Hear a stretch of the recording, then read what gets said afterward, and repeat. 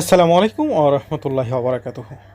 আজকে আমার এক দর্শক আমার এক ভিডিওতে কমেন্টস করে বলল যে, "মাসুদ ভাই, ভিসার স্লটের দাম কত?" তিনি আরও স্পেসিফিকভাবে বলছে যে, ট্যুরিস্ট ভিসার স্লটের দাম কত? আমি তেমন একটা গুরুত্ব দিইনি। এরপরে দেখছি উনি দুপুরের দিকে ফোন দিয়েছে। সে আবারও আমার কাছে জিজ্ঞেস করছে, "মাসুদ ভাই, স্লট কত টাকার মধ্যে আমি পাবো?" আমার কাছে বিষয়টা একটু অন্যরকম মনে হলো, কারণ তিনি মানুষটা একেবারে সোজা সরল। তিনি আসলে জানে না যে নিজের স্লট নিজেও নেওয়া যেতে পারে, বা কোনো এজেন্সির মাধ্যমে জাস্ট তাদের কিছু একটা খরচ দিয়ে 200-500 টাকা খরচ দিয়ে একটা স্লট আপনি বুকিং করতে পারেন।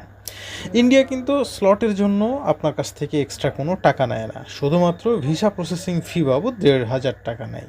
এটা কিন্তু কোনো ভিসা ফিও নয়, অর্থাৎ বাংলাদেশিদেরকে ইন্ডিয়া কিন্তু কমপ্লিটলি বিনামূল্যে ভিসা প্রদান করে থাকে।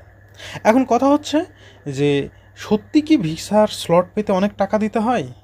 উত্তরটা সরাসরি হ্যাঁও বলছি না, নাও বলছি না। এর কারণ হচ্ছে, অনেক অসৎ ব্যক্তি আছে যারা এই স্লটগুলোকে কালোবাজারি করে অনেক দামে বিক্রি করছে, এবং সত্যি কথা বলতে যাদের স্লটের প্রয়োজন, যাদের ভিসার প্রয়োজন, এই সমস্ত মানুষগুলো অনেক অনেক হয়রানির শিকার হচ্ছে। বহু টাকা দিয়ে 10,000, 15,000, 20,000 টাকা পর্যন্ত কালোবাজারি করে তাদেরকে কিনতে হচ্ছে। এক কথায় তারা বাধ্য হয়ে যাচ্ছে। এখন এ থেকে বাঁচার উপায় কী? বাঁচার উপায় হচ্ছে অবশ্যই দুই দেশের কূটনৈতিক পর্যায়ে একটা চূড়ান্ত সিদ্ধান্ত নিতে হবে। আইন শৃঙ্খলা রক্ষাকারী বাহিনীকে এই বিষয়ে অবশ্যই সজাগ থাকতে হবে। তবে এখন আপনি আপনার স্লট কিভাবে আবেদন করতে পারবেন সেই বিষয়টা আপনাকে বলছি। ভাই, আপনি যদি আপনার একটা ল্যাপটপ বা কম্পিউটার, ডেস্কটপ যাই থাকুক, এটা যদি থাকে তাহলে আপনি কিন্তু খুব ইজিভাবে আবেদন করতে পারবেন। ইভেন আপনি যদি এক্সপার্ট হন তাহলে কিন্তু আপনি আপনার মোবাইল দিয়েও আপনি আপনার স্লটের কাজ করতে পারবেন। কিভাবে করতে পারবেন আপনাদেরকে স্পষ্ট করে বলে দিচ্ছি। এই যে আপনারা স্ক্রিনে দেখতে পাচ্ছেন, এই অ্যাড্রেসে indianvisa.nic.in/visa/registration এখানে প্রবেশ করবেন। প্রবেশ করে সমস্ত তথ্য নিখুঁতভাবে পূরণ করতে হবে। ফর্মটি সঠিকভাবে পূরণের পর সেটি কম্পিউটার বা মোবাইলে পিডিএফ আকারে ডাউনলোড করে নিতে হবে। এরপরে দ্বিতীয় ধাপটা হবে অ্যাপয়েন্টমেন্ট স্লট বুকিং। এটি নিয়মের সবচেয়ে গুরুত্বপূর্ণ ও বাধ্যতামূলক অংশ। পরবর্তী কার্যদিবসের আইভ্যাক ফাইল জমা দেওয়ার জন্য তার আগের দিনই আপনার স্লট বুক করতে হবে। যদি আগের দিনেরটা না হয়, অর্থাৎ আপনি আজকে পূরণ করতেছেন, আগামীকালকার না পেলে পরের দিন বা পরের দিন, এইভাবে আপনি নিতে পারেন যদি সেই সুযোগ থাকে। আর না থাকলে যেই মুহূর্তেরটা থাকবে আপনাকে সেটাই নিতে হবে। এখন ফাইল আপলোড টাইম, আচ্ছা, প্রতিদিন কিন্তু দুপুর 12টা থেকে এখন 5:30, 6টা বা রাত 8টা, 8:30, 9টা পর্যন্ত এখন কিন্তু হচ্ছে। আর এটা একটা নির্ধারিত পোর্টাল আছে, সেটা হচ্ছে আপনারা স্ক্রিনে দেখতে পাচ্ছেন appointment.ivacbd.com। এখানে আমি আপনাদের সুবিধার্থে কিন্তু সেই অ্যাড্রেসগুলো লিখেও দিচ্ছি স্ক্রিনে, আপনারা যাতে খুব সহজভাবে যেতে পারেন। আপনারা মোবাইল দিয়ে এটা করতে পারবেন। তবে এক্ষেত্রে সতর্কবার্তা এটাই যে, আপলোড করা ফাইলটা যেন 30 দিনের বেশি পুরনো না হয়। কোনো প্রকার এডিটেড বা বিকৃত, এডিটেড অর করাপ্টেড ফাইল যেটাকে বলে, এই ফাইল আপলোড করলে আবেদন সরাসরি বাতিল হয়ে যাবে। তো যদি ফাইল বাতিল হয়ে যায় তাহলে তার স্লট পাওয়ার কোনো প্রশ্নই আসে না। তো এখন মনে করেন আপনার যেই টাইমে সফলভাবে এই ফাইলটা আপলোড করা হবে, ঠিক তারপরেই কিন্তু তার পরের ধাপে আপনি যেতে পারবেন। এরপর অ্যাকাউন্ট ভেরিফিকেশান ও ওটিপি প্রক্রিয়া। সাইন আপ করার সময় ভিসার আবেদনপত্রে যে ইমেইল আইডি ব্যবহার করেছেন সেটি দিতে হবে। এরপর আপনার মোবাইল ও ইমেইলে 2টি পৃথক ওটিপি পাঠানো হবে।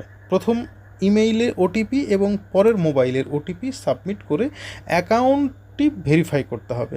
ভেরিফিকেশান শেষে ব্যক্তিগত তথ্য দিয়ে সাইন আপ প্রক্রিয়া সম্পন্ন করতে হবে। সাইন আপ শেষে মোবাইল নাম্বার ও পাসওয়ার্ড দিয়ে সিস্টেম লগ ইন করতে হবে। লগ ইন করার পর আপনার মোবাইলে আবার একটি ওটিপি আসবে, যা দিয়ে মূল অ্যাপয়েন্টমেন্টের পাতায় প্রবেশ করতে হবে।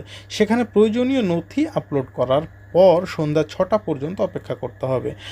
আর আরও বেশিও হতে পারে। তো মনে করুন যে সন্ধ্যা 6টায় অ্যাপয়েন্টমেন্ট স্লট উন্মুক্ত, হ্যাঁ, হয়ে গেলে পুনরায় লগ ইন করতে হবে। তখন সিস্টেমে স্বয়ংক্রিয়ভাবে পরের দিন বা তারপরের দিন যে টাইমে আসলে স্লটটা থাকবে সেটার জন্য একটা নির্দিষ্ট অ্যাপয়েন্টমেন্ট ও সময় দেখাবে।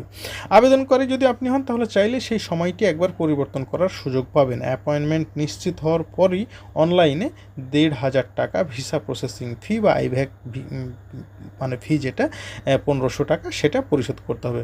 এবং উল্লেখ্য যে ভারত সরকার ট্যুরিস্ট ভিসার জন্য কিন্তু কোনো ফি নেয় না, তবে আইভ্যাকের প্রক্রিয়াকরণ চার্জ এটা কিন্তু বাধ্যতামূলক।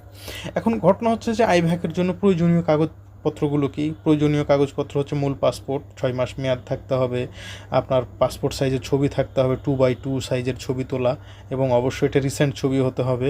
এছাড়াও ছবির দিকে বিশেষ নজর রাখতে হবে, ছবিটা যেন অবশ্যই চশমা পরা অবস্থায় না হয়, আপনার কান দুটো যেন স্পষ্ট দেখা যায়, মহিলা হলে যেন মাথায় হিজাব না থাকে, এবং অবশ্যই কান দুটো যেন স্পষ্ট দেখা যায়।